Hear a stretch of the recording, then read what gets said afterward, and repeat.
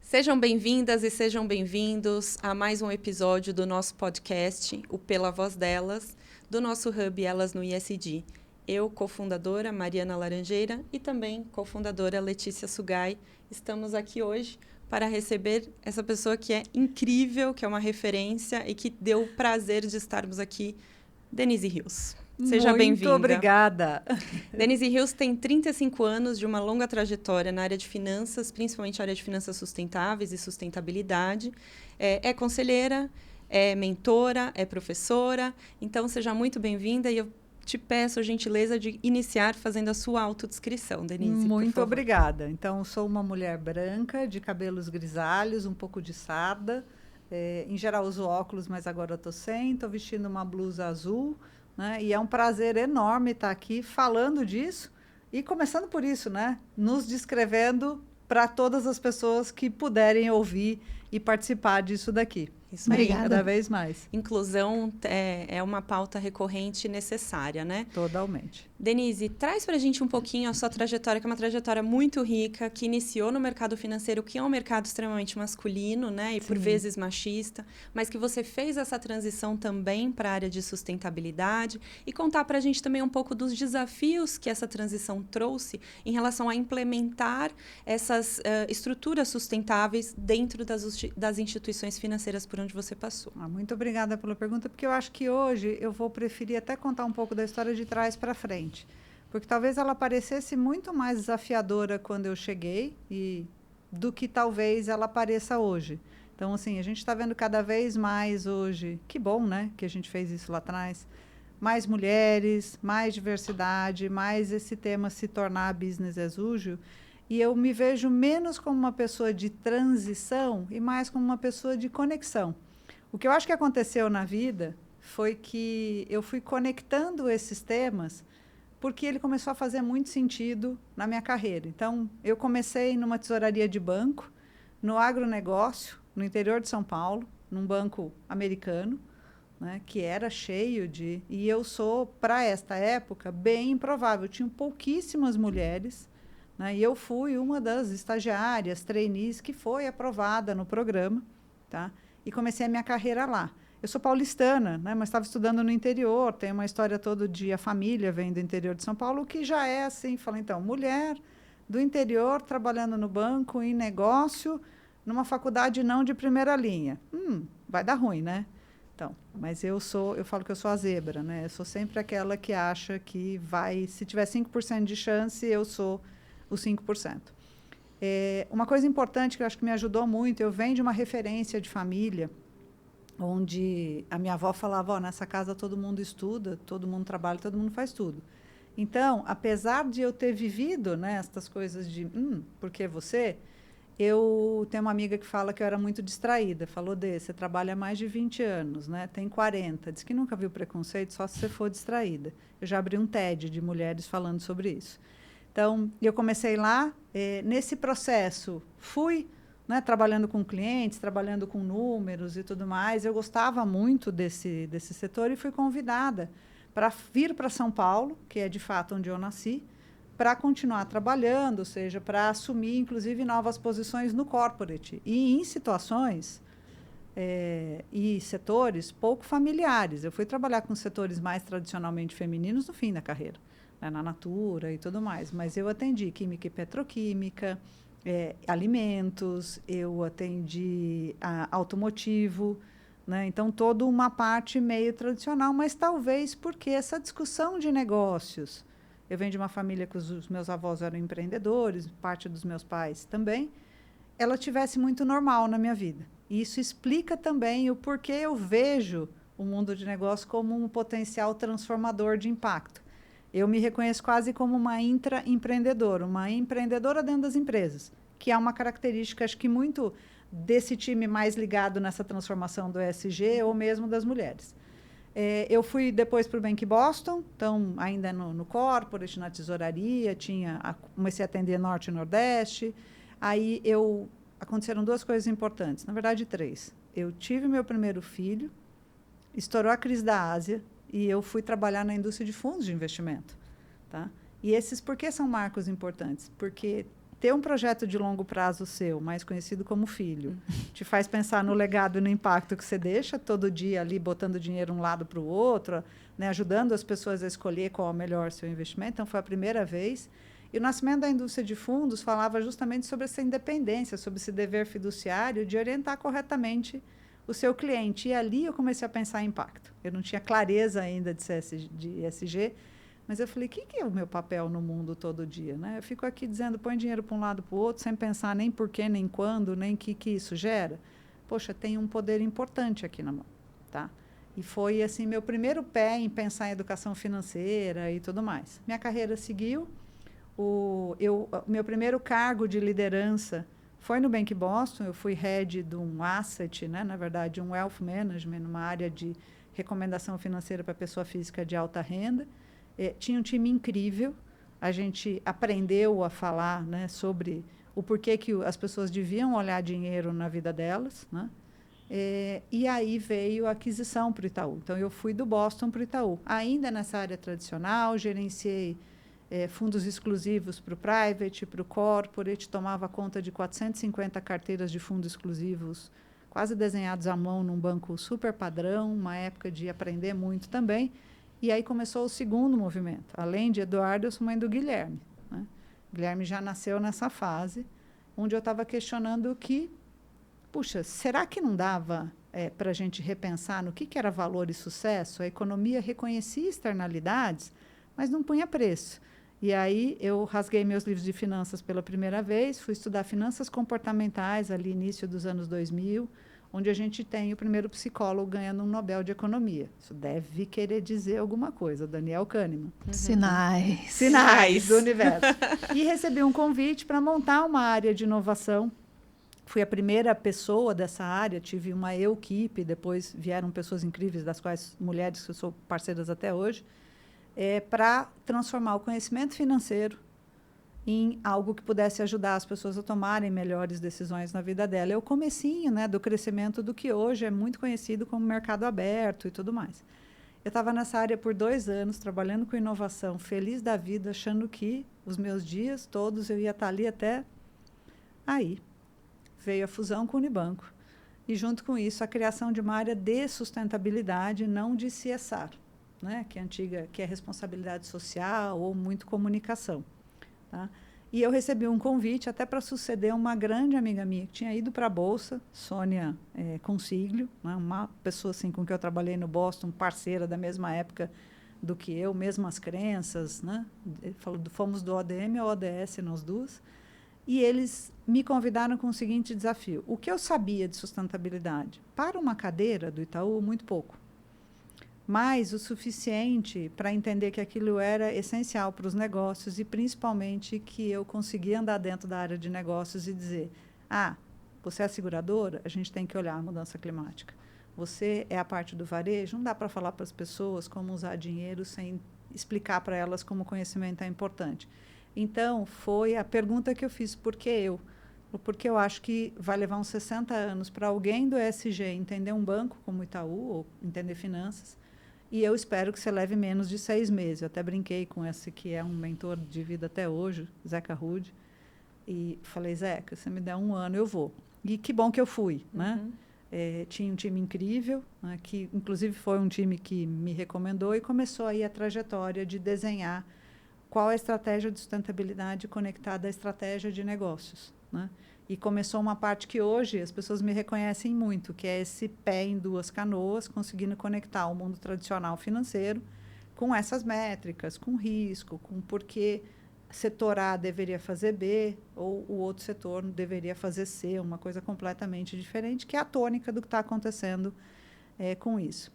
E hoje eu tenho o privilégio de dizer, né, eu fiquei no Itaú até 2019, saí já com a ambição de, né, começar uma carreira em conselho, já tinha feito parte do IBGC, já era membro da ONU, eu tenho uma carreira paralela na ONU, bem interessante. Na época do Itaú, a gente se juntou à ONU Meio Ambiente, né? Era um dos bancos membros para instituições financeiras. Eu tive o privilégio de ser eleita co-presidente global entre 2015 e 2017, que, curiosamente, para quem acompanha a ESG, é quando a gente fez o Acordo de Paris, né? Quando a gente começou a discutir essa mudança climática, as emissões, de uma forma como a gente vê hoje.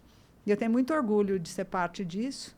E, recentemente, né, fui a primeira mulher a ser presidente do Pacto Global da ONU aqui no Brasil, em mais de 15 anos de existência. Fui presidente do Conselho.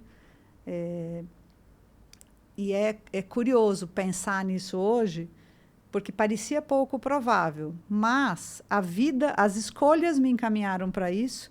E, ao mesmo tempo, eu achar que isso era provável me fez falar, não, vamos lá e perguntar o famoso por que não, que acho que é um marco no meu estilo de fazer as coisas, que é perguntar, falar, eu vou te dar uma ideia melhor do que essa que a gente está fazendo. Por que não fazer desse jeito, se a gente já nem está muito apaixonado pelo jeito que a gente anda fazendo hoje, que não dá certo?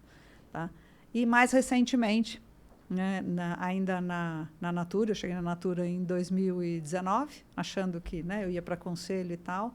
A minha liberdade durou 7 dias, eu recebi um convite para vir para a Natura, justamente para essa expansão da Natura, que tinha à época comprado a The Body Shop, comprado a Avon e tudo mais. E foi muito interessante. Minha última posição mais executiva numa carreira, numa fase mais anterior, foi na Natura, liderando um processo de expansão de uma marca brasileira em mais de 100 países do mundo, né? Fazendo uma integração, responsável por América Latina, fazendo uma integração de Avon, que era quase o dobro de Natura, em 14 países, com 5 fusos horários, com 45 pessoas, 3 línguas de casa, porque estávamos na pandemia. Cheguei em 2019, em 2020 nós entramos na pandemia, né? E o mundo viveu tudo que a gente sabe. Então, uma experiência assim incrível, que acho que me dá a segurança de que, sim, dá para fazer uma série de coisas, desde que você tenha o propósito certo, a clareza certa, um diagnóstico de qual é a maturidade, como é que a gente consegue engajar as pessoas ali e como é que a gente faz isso em rede, principalmente a partir das pessoas que trabalham com a gente, que são assim, fala, se eu sinto falta hoje, às vezes, de um dia a dia no mundo corporativo, é justamente isso, tá? De trabalhar com muitas pessoas, de ter, na verdade, um foco e de ter a possibilidade, através de uma grande empresa, fazer grandes transformações. Algo que hoje, né, eu estou fazendo mais nos conselhos e me permite, talvez, fazer a mesma coisa em 4, 5, 6 lugares.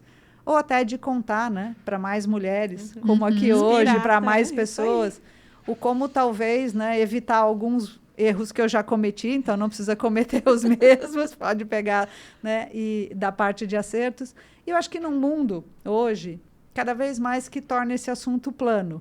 Então, a última coisa assim da minha trajetória, né, a mãe do Eduardo e o Guilherme, uma change maker, né, uma pessoa que faz mudança quase como o dia a dia, mas não vazia, sempre porque eu acho que tem jeito melhor dos negócios gerarem resultado e impacto.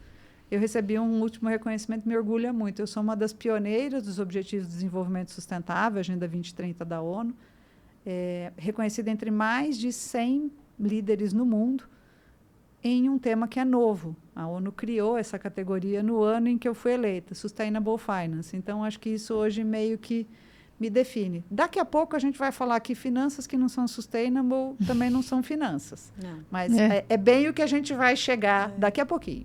Eu estou sentindo falta da minha maquininha de aplausos virtuais para que a nossa audiência...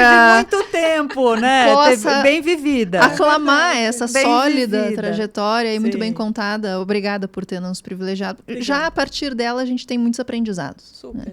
Eu queria emendar uma primeira pergunta que pode parecer um pouco básica para você, mas para o público que nos assiste e nos ouve, a definição do que é uma finança sustentável, porque você mencionou 2 momentos na tua história sobre olhar para meio ambiente e olhar para o consumo no varejo consciente. Então, aquela ideia do propósito, quando vieram os teus filhos e o que eu estou fazendo para o mundo, só realocando esses recursos financeiros. Como você define o que é uma finança com sustentabilidade, já que muitas que não são de fato? Eu acho que eu vou começar com uma brincadeira que eu faço toda palestra que eu começo, né? Falo, você está me assistindo agora, você está respirando? Emite carbono. Pergunta número 2, de onde vem o ar que você respira? Se você emite carbono, alguém deve estar fazendo oxigênio. Então, a primeira coisa que me ocupava na cabeça para definir finanças sustentáveis é o impacto. Impacto não é opcional. Se a gente veio aqui hoje, a gente escolheu se foi carbono para o universo, se a gente deixou resíduos, se a gente escolheu... Cada escolha gera um impacto na sociedade. Mas, ao longo da carreira, lembra que eu falei que estudei finanças comportamentais? Foi primeiro o lado dos humanos, né? O lado mais do ambiental veio nesse lugar de falar, bom, o impacto não é opcional, então se eu estou escolhendo, né, investir nisso, ou comprar um carro assim, ou trabalhar num lugar assado, tá, isso deriva um impacto desse lugar. Só que a economia tinha uma coisa engraçada, ela reconhece esses impactos, ela chama de externalidades, mas ela não precifica. E aí que finanças ajuda, estatística, matemática, risco, metodologias que são muito mais comuns no sistema financeiro, que é de onde, né, eu sou cria, de onde eu estudei administração e economia, gestão de risco e tal. Então, para mim, eu acho que era muito mais de como é que a gente ajusta esse sistema, né, para não só medir esses impactos, punir quem está gerando um impacto negativo, no sentido punir, não, precificar, né? Porque o que você faz quando é um impacto negativo, emissão de carbono? Eu fico com o lucro e socializa o impacto para todos nós, na saúde e tal, em geral, de uma forma negativa. Então, como incorporar isso, fazer ele parte da adequação, tá? Então, aí começaram, como é que eu meço o risco de eventuais mudanças do clima numa carteira onde o banco tem empréstimo? Por quê? Porque se tiver preço de carbono e ela emite muito, amanhã talvez isso seja precificado, ela não tem a capacidade de devolver o recurso para o banco. Ou, se eu emprestei dinheiro para você fazer um condomínio ou uma casa num lugar que começa a ter muito efeito de mudança climática e você tem uma dívida comigo por 30 anos, se você perder a sua casa num furacão, o seguro não reembolsa, a garantia era a casa e você não tem dinheiro. Resumo da ópera, não consigo devolver o dinheiro para a Denise, que aplicou no banco. Então, foi desse entendimento e dessa conexão que eu comecei a juntar, aparentemente, a ciência de finanças, né, e essa reframe da economia, que saiu do valor financeiro para o valor compartilhado. Né? Como é que você demonstra o sucesso hoje? Tem nenhum problema em você ter uma rentabilidade de 20%, 22% ao ano, que é o que rende uma ação, mais ou menos, no Brasil, uma boa empresa hoje no Brasil, num mercado que jura 10%. A grande questão é se você consegue explicar se essa diferença de rentabilidade não veio de um uso inadequado de recursos do meio ambiente que poderiam ser compartilhados conosco, água, por exemplo, ou de um salário digno que eventualmente você não pagou, ou de um direito humano que não foi respeitado. Então, adicionando isso na equação, tá, a gente pode dizer, parabéns, você é sucesso, você precisava melhorar. E hoje, tenho o privilégio de ver, né, que isso vai ser a economia normal. Né? Uma coisa que a gente está vendo é que a regulação contábil, né, que diz que você deveria só contabilizar o seu resultado econômico-financeiro e demonstrar para comparar, né, A com B, vai mudar a partir de 2027. As empresas estão se preparando para contabilizar também seus impactos. Por quê? Porque aí a equação fica justa. Hoje, eu posso dizer que a gente está, talvez, cada vez mais, né, punindo o risco, falar, eu te empresto recursos, ou eu invisto em você, eu compro seu produto, desde que você tenha um selo, ou que você faça o GRI, ou que você dê disclosure, ou que você me mostre que esse negócio aí não vai me envolver, talvez, num trabalho escravo, numa coisa da qual eu não compartilho, mas que não está tão claro. Para um mundo onde isso vai ser o novo normal. Olha que bom, é maravilhoso. É maravilhoso. E aí a gente pode premiar mais quem está fazendo coisas que geram resultado e impacto positivo, quem está gerindo esses riscos de forma adequada, porque eu não quero ficar nesse risco de, eventualmente, comprar ou financiar uma casa num lugar que, eventualmente, pode estar sujeito a esse risco. Isso poderia ser um serviço. Tá? E, definitivamente, eu falo que se impacto não é opcional, se respira e emite carbono, se você não está colocando na conta, te digo uma coisa, está tomando uma decisão ruim. Então, hoje, se você está fazendo uma fábrica, fazendo um investimento para os próximos 10 anos, definindo se a sua energia vai ser renovável ou não, e não está considerando isso, pode ser que hoje você artificialmente ainda tenha uma rentabilidade, mas em 10 anos você está fazendo um péssimo investimento. E uma fábrica, uma usina hidrelétrica, um novo poço de petróleo ou até uma produção agrícola, depende intrinsecamente da capacidade das pessoas e da natureza de garantir que esse funcionamento vá ocorrer. Então, hoje, assim, que bom, né? Antes a gente era carrier estranha, né? Meio que no mercado financeiro. Hoje esse é quase o novo normal. E para mim é um privilégio ter visto isso. Mas ele fazia sentido e talvez as duas combinações seja trazer esses parâmetros ESG para coisas comparáveis, porque é fácil comparar, né? Uma empresa, sei lá, uma Natura com uma Avon, né? Um Itaú com um Santander. Mas o que de fato as pessoas vão comparar no dia a dia é tomate com batatinha, né? Sabão em pó com carro, com coisas diferentes dentro do investimento. Então, hoje a gente já tem padrões para isso. E cada vez mais o sucesso financeiro, desconsiderando o impacto, está acabando, né? Então, sucesso é empresas que, dado que o impacto não é opcional, geram bons resultados com mais impactos positivos, mitigam os negativos, ampliam os positivos.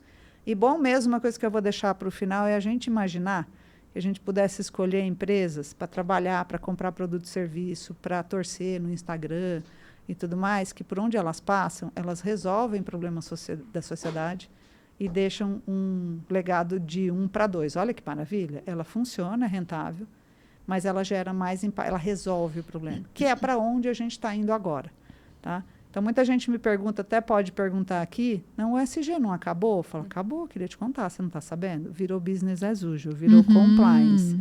Então, corre porque a gente vai cada vez mais para esse lugar. E foi animado, né? Um eufemismo aí para dizer que teve dia que eu não achei tão tranquilo, né? Que várias vezes eu tive dúvida, como todos os humanos, né? Mas que bom que eu achei que a pergunta boa era por que não? Por que não fazer isso, ao invés de fazer aquilo que eu já sabia que tudo bem, funcionava, mas no final do dia, e aí, né? Quero deixar um legado. Eu falo que eu não quero deixar pegada no sentido negativo, né? Eu quero deixar um legado, assim, por onde a gente passa, que tal ser? E acho que essa é uma coisa que me define, é o que tal ser, vou ter uma ideia melhor sobre isso. E acho que define muitas de nós, né? Por que não? Né? Por que não fazemos parte? Por que não desse jeito? Porque o mundo tem um padrão só para uma sociedade que tem 50 milhões de padrões. E esse é o nosso contemporâneo, né? Síndrome de Gabriela ao contrário. Por que nasci assim? Por que vou ser sempre assim? Fala, se todo mundo muda todo dia, né? Da minha célula, o que acontece no mundo, eu continuo respondendo aos mesmos padrões, que eu mesmo tenho dúvida se faz sentido, eu devo estar virando museu. Né? Para mim, o incoerente era imaginar um mundo igualzinho todos os dias, dado que não tinha nada igual. Tá? O que eu acho que faltava era talvez que a gente não tinha ferramentas, e isso é um bom exemplo do que aconteceu, por exemplo, com o clima ou com o ambiental. Tinha muita ciência, mas ainda não tinha baixado em ferramenta que me permitisse mudar a decisão, o G da tal da governança. Direitos humanos é um pouco mais antigo do que a questão climática, não a questão em si, mas o conhecimento, o engajamento das empresas. Mas tinha menos tool, menos ferramenta. Então, ele demorou mais, está crescendo mais agora. Mas que bom que, né, hoje, esse é o novo normal. Né? Eu falo que the green is the new black. Se alguém não percebeu, acho bom. Né? Experimenta, né, olhar e falar, se você for um grande líder, uma empresa e tudo mais, falar, ou eu não tenho nada com isso, ou eu não sei, ou eu acho que eu não gero impacto. Alguém vai olhar e falar, Jesus, mora no mesmo planeta que nós aqui? Não, acho meio pouco provável. Tá? Então, no final do dia, eu acho que entender a mudança como parte normal da vida e quase da nossa capacidade de inovação e de adaptação é muito importante. Hoje, as duas palavras que mais se falam em relação a essa mudança é mitigação dos efeitos, principalmente aí do clima, e adaptação da sociedade para se tornar mais resiliente a eles. E uma mensagem, assim, acho que muito importante para quem está ouvindo a gente, nós somos a primeira geração a sentir os efeitos. E a última que pode fazer alguma coisa. Essa é uma frase de Barack Obama que eu gosto muito. Eu vou usar uma de uma mulher que eu também gosto muito, a esposa de Barack Obama, Michelle Obama. Ela fala, eu quero ver essas mudanças acontecerem no meu tempo. Não depois que eu for embora. Compartilhe com ela, no nosso tempo. Somos construtores do nosso tempo, muito protagonista. E uma que eu acho que é minha mesmo, da pergunta do por que não, e se em vez de ser a última que pode fazer alguma coisa, a gente for a primeira que conseguiu, dado que a gente tem tudo isso. Então, essa é a minha motivação hoje. A gente realmente pode ser a primeira que conseguiu, a gente está num país que tem um protagonismo importante. Muita gente não sabe, mas a ONU Meio Ambiente foi criada aqui, depois da Eco 92, tá? Sim. E reparametrizada na Rio+20. E que traz, por exemplo, uma COP no ano que vem. Tá? Então, assim, ser brasileiro também é quase um sinal de que você mostrou já pela história de que isso não só era importante como essencial, mas que cada vez mais é um grande vetor de sucesso, seja econômico, seja social, seja ambiental, seja do que a gente está discutindo sustentabilidade. O que vem pela frente aí é que a gente vai começar a falar de que tal se a gente fizer negócios por garantir que o sistema continue funcionando. Que tal se a gente olhar para 60% do território brasileiro e encontrar mecanismos de gerar uma economia com a vocação daquele ecossistema, estou falando da Amazônia, sem o qual é impossível resolver a crise do clima. Que tal se a gente fizer isso? Por quê? Porque a gente pode. Tá? Então, fico muito feliz de estar acordada, de cabelo branco, vivi bem pra caramba, né? Assim, e aqui, acho que mobilizando mais e mais todo mundo, mulheres inclusive, tá? Para que a gente possa construir isso. Porque eu adoraria ver isso acontecer no meu tempo e poder contar. Falou, eu estava lá e quando eu não estava distraída. Como diz a minha amiga, eu estava bem acordada e a gente fez coisas que a gente realmente tem orgulho de se lembrar. Essa postura de que tal ser é muito boa, porque ela te abre para o novo. Exatamente. Ao invés de falar do risco, que era uma coisa que... Eu não vi alguém, não conheço na minha vida alguém que ficasse falando do risco e a pessoa ficasse com muita vontade de se mexer. Eu talvez aprendi no setor financeiro que a gente mede risco para escolher qual a gente vai correr. Mas humanos normais têm pavor, né, de risco. Então, esta é uma linguagem que não funciona muito. Mas a gente mede e fala, isso aqui eu acho que dá. E me parece melhor do que nada ou do que a gente está fazendo hoje. Ele é mais mobilizador. Acho perfeita a tua palavra. E acho que o que a gente precisa mesmo é falar, ó, você está aí, se 10% das suas decisões hoje pensando nisso, o que acontece se todo mundo tomar essa decisão? O mundo melhora, né, em uma velocidade quase astronômica. É o efeito cascata positivo, né? Exato. E realmente de conectar, de fortalecer, que inclusive são os nossos grandes princípios aqui no Hub, conexão, fortalecimento e transformação. Rede, né? Rede, fazer essa rede de apoio e realmente dividir esse conteúdo riquíssimo, dividir esse conhecimento e esse dever, né, Denise, que você realmente, assumindo esse papel como conselho, assumindo o papel como professora, como palestrante, enfim, você também transpõe essa barreira e leva esse conhecimento a pessoas inimagináveis, a pessoas que estão lá hoje com acesso à tecnologia e que conseguem, poxa, será que eu vou comprar lá o meu carro? Ou vou comprar um terreno para construir. Será que isso não faz parte, né? Como você trouxe aqui. E depois de tudo que a gente está vivendo de desastres, hoje, assim, que pena que a gente precisou chegar a isso, mas que bom que hoje fica difícil você falar que essa tal dessa mudança de clima não está acontecendo ou não é com você, né? De norte a sul do Brasil, podemos escolher quais são os efeitos, mas todos nós, de alguma forma, fomos afetados. E isso traz essa consciência de, no nível individual, no coletivo ali, né, bairro, sociedade, família, nas escolhas do mercado ou de quem a gente gosta, defende, marcas, até uma escolha mais cidadã, como talvez uma eleição, ou temas que a gente quer falar, isso abre essa possibilidade de, poxa, realmente, né? E abre essa possibilidade até esse interesse. A pergunta que eu mais recebo é, mas o que eu posso fazer? Fala, todo mundo pode fazer alguma coisa. Tem canetas que têm poder de alguns milhões. E essa é uma provocação. Fala, então tá bom, a partir de amanhã só 10% das decisões passarem por uma caneta de liderança vão pelo menos considerar isso. Esse é o meu desejo de mobilização. Fala, o mundo muda em uma capacidade astronômica. E o mundo está mudando. A despeito de lá atrás, 10 anos atrás, se me perguntasse, eu ia, por dever de ofício, falar, eu acredito. E, de fato, acreditava.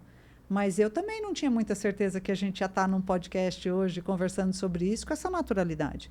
Né? Lembrando que lá atrás era uma coisa meio estranha ainda. Poxa, me parece até uma escolha ruim de carreira. Né? Que bom que eu fiz e que bom hoje que todo mundo pode fazer, que esse é o novo normal. Mas eu acho que essa consciência de que as escolhas contam e que não é Gabriela, né? Eu nasci assim, vou viver assim e tudo mais, né? Eu brincava, né? Que era um misto de Gabriela com Zeca Pagodinho de vez em quando, né? Deixa a vida me levar. Gente, então não precisamos nem vir se for assim, né? Então a gente veio porque a gente está lá, está vivo, está olhando, está trazendo para dentro das decisões coisas que a gente está experienciando, vivendo na sociedade. Né? Como e por mulher, isso como que indivíduo. Então, e é por isso que o papel é tão importante, assim, bom, todos os tópicos aqui que foram mencionados mais. Essa tendência mundial de fato, o ESG estar no dia a dia e extinguir... Como sigla, né? Como sigla, Sim. porque, de fato, já cumpriu o seu papel de fato, olhar para o negócio nessa forma holística, como deve ser feito, considerando todos os impactos, governança, enfim, e toda essa questão olhando para frente, mas também pessoas como você, Denise, falando aqui, né, sobre o papel do elas, o papel das mulheres, o olhar e a representatividade que você, enquanto líder, trouxe para essas mulheres. Então, esse papel é fundamental, é importante, né? Olha, acho que você trouxe uma palavra que eu falo muito. Mais do que só olhar para a diversidade, eu acho que a primeira, né, furar a primeira barreira, que é pertencer a lugares que você já pertence. Por que eu estou falando isso? Eu acho estranho falar de inclusão de mulheres, sendo que mais de 50% das pessoas do mundo é mulher. Inclusão da maioria ainda não vi na estatística. Vai que eles reformam a ciência, mas acho pouco provável. Então, eu gosto muito da palavra de pertencimento. É pertencer, estar em lugares aos quais eu, de fato, já pertenço. Mas algum código, alguma definição, alguma questão histórica talvez não tenha permitido isso. Né? Acho que vale a mesma coisa para né, para outros marcadores de diversidade, vamos dizer assim, porque o natural é ser diverso. Então, toda vez que você tiver muito de uma cor só, de um jeito só, num formato só, você está fazendo um mundo que é parcial. E um mundo que funciona para todo mundo é um mundo melhor para todo mundo. Tá? Então, muitas vezes me perguntam, mas por que agora esse negócio de mulher? Ai, Denise, preguiça. Quem nunca, né, gente? Ouviu isso? Quem nunca eu já ouviu? Eu já ouvi. Eu falo, uma razão muito... Eu não começaria nenhum negócio hoje que tivesse, por definição, só 50% de market share. Por definição.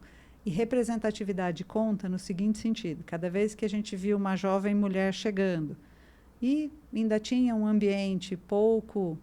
com a orelha adaptada, ele emitia um som, daí que 10 minutos vinha a mesma conversa. Muitas vezes as pessoas não têm essa consciência, o famoso, né, mansplaining e tal, não tem essa consciência. Aparecia a mesma ideia, a gente como mulher, atenta, falava, vamos lá, deixa eu devolver a palavra aqui para a Letícia, fala um pouco mais, porque você tinha começado a falar dessa ideia.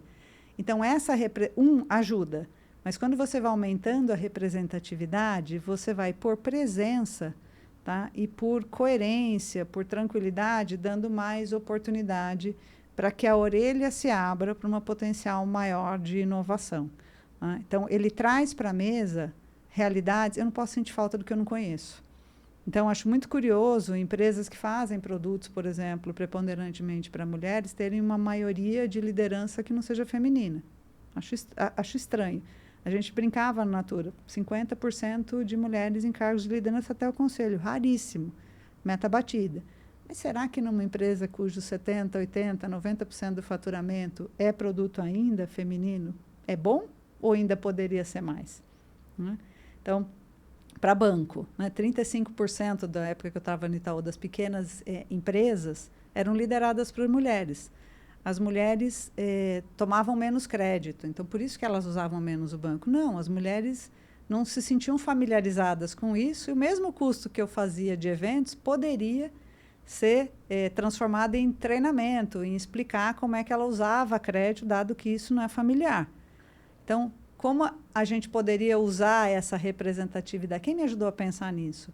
Uma mulher que, por acaso, era diretora, né, do programa de crédito e tudo mais, e ela falou, será que esse algoritmo, dado que ele foi programado, né, do jeito tradicional, ele não tem algum preconceito? Algo bem maturo hoje. Muita gente fala de algoritmo preconceituoso, alucinação e AI. Dito e feito. Ele estabelecia que se você nunca tinha usado crédito, você não tinha conhecimento em crédito, então, portanto, o seu rating era pior. Só que você nunca tinha usado crédito não porque você não era boa, é porque, né, uma mulher só podia usar dinheiro depois da década de 60. Até a Constituição de 88, uma mulher tinha os mesmos direitos civis de uma criança de 16 anos. Então, isso equacionado, olha o resultado. Elas aumentaram o uso de crédito, melhoraram a performance delas, tinham mais satisfação com o banco, usavam e estavam faturando mais alguns anos depois. Isso dá origem a um programa que foi o Programa Mulher Empreendedora, que está vivo no Itaú até hoje. Tive o privilégio de começar esse programa lá. Então, sim, a representatividade conta muito. E ela não faz sentido mais, né, a gente definir um mundo que só funciona para uma parte do mundo. E por que ela é importante? Porque você nunca vai sentir falta daquilo que você não conhece. Com certeza. Então, a diversidade traz isso para a mesa. Ela amplia a quantidade de olhos que você tem no universo, dado que você só tem um. Aprendi isso na ONU, gente. Assim, minha carreira na ONU foi 194 países e a gente ter que chegar a algum consenso é bastante desafiador, mas é possível. Denise, a gente está caminhando agora para o final. Foi maravilhoso a gente estar aqui, né? Que bom, bebendo só do conteúdo aqui, que bom consumindo podermos estar conteúdo. Todas aqui. Exatamente. Agora é a máquina dos prantos. Nós ficamos muito felizes, assim, né? Com toda essa conversa aqui, que foi riquíssima. A gente gostaria de fazer uma pergunta final. Pensando na Denise daqui 20 anos, então imagina você daqui 20 anos, qual é o recado que você daria para a Denise, que estará aqui conosco daqui 20 anos? Eu acho que manter essa ousadia, né, de imaginar que daqui 20 anos o mundo pode estar melhor do que ele está hoje. Que o nosso destino não está escrito, que eu falo que o futuro, exceto no Japão, que já está 24 horas na frente da gente, não tem nada lá. Então, o futuro será aquilo que individualmente a gente conseguir criar e mobilizar e coletivamente a gente escolher. Tá? Então, para a Denise do futuro, eu vou fazer meio que um paralelo com o relatório de líderes do World Economic Forum. Tá? Fala, dado que está muito difícil prever o futuro, a gente deveria projetar futuros possíveis que solucionam os problemas atuais e nos mover em direção a ele. Tá? Então, essa, assim, para a Denise do futuro, que talvez lá atrás não imaginava ver, né, a discussão de natureza ocupando o mundo de finanças, as questões de direitos humanos, o mundo de produtos e tudo mais, ou mesmo um dia como esse aqui, eu quero crer que, né, no Elas daqui 20 anos, a gente vai estar falando que bom que a gente estava lá, né, porque agora o mundo faz mais sentido para mais gente e para todo mundo. Maravilhoso.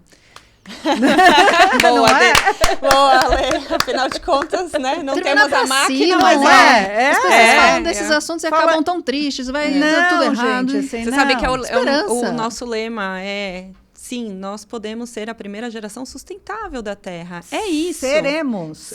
Gente, projetando pelo amor é isso. Está no relatório de líderes desse ano do World Economic Forum. Uma coisa que fala, gente, assim... Né? Agora me fala, uma pergunta que vocês não fizeram, né? Do 1,5 grau. Nossa, agora a gente já está 1,6 e não sei o quê. Gente, não vai dar... Eu falei, na firma, quando não bate a meta, o que faz? A gente fala, estamos em setembro, não vamos bater a meta. Foda-se, larga tudo ou corre mais? Bom, quero te agradecer, Denise, pelo seu tempo, pela sua disponibilidade. Você é uma pessoa brilhante na carreira de sustentabilidade, na carreira de ESG, nessa carreira de finanças, no mercado financeiro. Realmente uma pessoa a ser vista e ouvida. Então, agradeço também você que está nos ouvindo, que está nos assistindo e que pôde conhecer um pouquinho mais da Denise Rios, da trajetória dela e entender um pouco melhor do que são as finanças sustentáveis, do que é esse mundo de ESG, de ONU, enfim, tudo isso que a gente ouve no jornal e que muitas vezes não conecta no dia a dia e que pode ser conectado como vocês aprenderam aqui. Obrigada e nos vemos numa próxima. Nos vemos em breve. Obrigada, Com certeza. Denise. Obrigada a vocês. Denise. Muito obrigada. Obrigada. E parabéns por um programa como esse. Igualmente. Obrigada, viu? Parabéns. Obrigada. Até mais. Até mais.